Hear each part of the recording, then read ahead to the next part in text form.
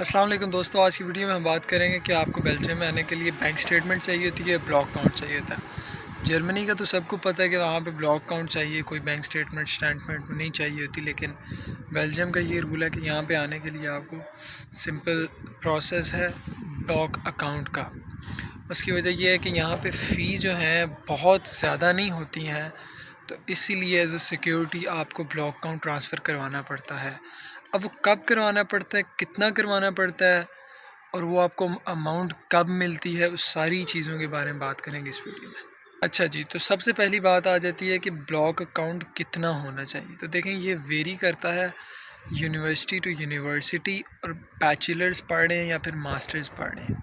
तो अगर तो हम बात करें आजकल ओवरऑल जेनेरिक मास्टर्स की अमाउंट, तो वो चल रही है ऑलमोस्ट 12,200 कुछ। अब ये पूरे एक साल की अमाउंट नहीं होती, ये 13 महीने की अमाउंट है। क्योंकि जब आप यहाँ पे आ जाते हैं तो यूनिवर्सिटीज़ आपको फ़ौरन अमाउंट दे देती हैं, लेकिन अक्सर यूनिवर्सिटीज़ ऐसी हैं जो आपसे 12 महीने का अकाउंट लेती हैं, और वो ऑलमोस्ट बन जाता है 11,000 समथिंग। क्योंकि हर महीने का तकरीबन आपको यहाँ पे देना पड़ता है 950 के करीब, 900 से 950 के करीब अमाउंट बनती है पर मंथ, जो आपको ये गवर्नमेंट कहती है कि इतना आपका लिविंग एक्सपेंस है।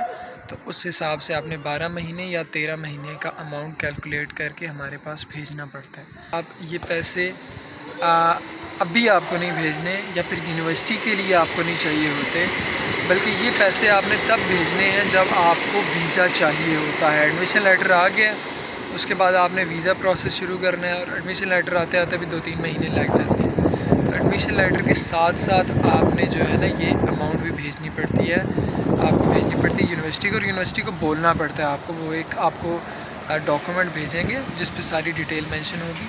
ये कोई आपको इधर अकाउंट नहीं खुलवाना पड़ता, किसी बैंक में नहीं खुलवाना पड़ता, बल्कि ये अकाउंट आपका सिंपली यूनिवर्सिटी के पास होता है। यूनिवर्सिटी ख़ुद अकाउंट खोलती है, आपको कुछ भी नहीं करना पड़ता। यूनिवर्सिटी सिर्फ आपको पैसे की डिटेल भेज देती है, बैंक अकाउंट की डिटेल भेज देती है कि आपने इस डिटेल्स पे इतनी अमाउंट भेजनी है, आपने सिंपल बैंक पे जाना है और आपने ट्रांसफ़र कर देना है। अनलाइक जर्मनी में तो यह है कि आपको प्रॉपर एक बैंक अकाउंट खुलवाना पड़ता है, डॉक्यूमेंट्स प्रोवाइड करने पड़ते हैं।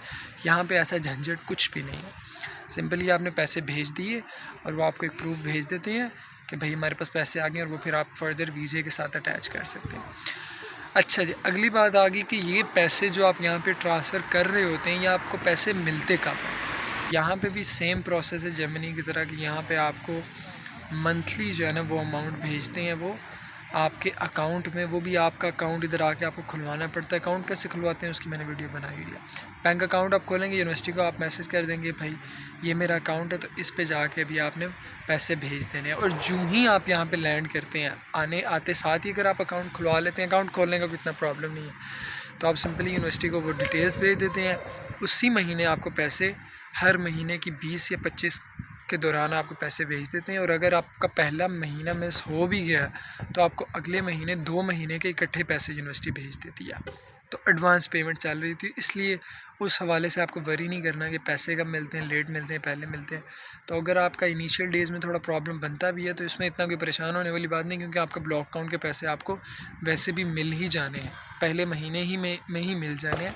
लेकिन फिर भी ऑन द सेफ साइड मैंने मेंशन किया था कि आप कोशिश करेंगे ऑलमोस्ट 1 से 2 महीने के आप जो है ना वो अपना ख़र्चा जो है वो जो मंथली आपकी एक्सपेंसेस हैं उनको लेके आएँ, ताकि आपके लिए इधर कोई प्रॉब्लम ना हो। तो अब एक चीज़ तो क्लियर होगी कि बैंक स्टेटमेंट यहाँ पे बिल्कुल भी नहीं चाहिए आपको। यहाँ पे सिर्फ आपको ब्लॉक अकाउंट चाहिए, और उसी से आपने सारा प्रोसेस अपना शुरू करना है आगे। अब बात करते हैं, अब अक्सर लोगों के पास इतनी अमाउंट नहीं भी होती, तो उनके लिए एक सिंपल सा सल्यूशन ये है कि आप कहीं से लोन उठा लें, किसी से पैसे उठा लें, और उनसे आप एक प्रॉमिस कर लें कि इतने टाइम तक आपको हम पैसे रिटर्न कर देंगे। अक्सर लोग मतलब कर भी लेते हैं, कुछ नहीं कर पाते, तो उनके लिए इतना कोई, यहाँ पे आप इजीली आके अगर आपकी फ़ीस बहुत ज़्यादा नहीं है तो अपने एक्सपेंसेस मैनेज कर लेते हैं, और जो आपको अकाउंट के पैसे मिलते हैं वो आप हर महीने जितनी भी अमाउंट मिले आप वो पाकिस्तान सिंपली उनको भेज सकते हैं। तो इसमें इतनी कोई परेशान होने वाली बात नहीं है।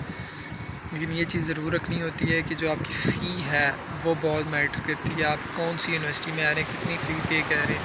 अगर तो बहुत ज़्यादा फ़ी है तो फिर तो ऑब्वियसली प्रॉब्लम होगा आपको फ़ी गैदर करने में, लेकिन अगर थोड़ी फ़ीस है तो वो obviously you can easily manage and you can pay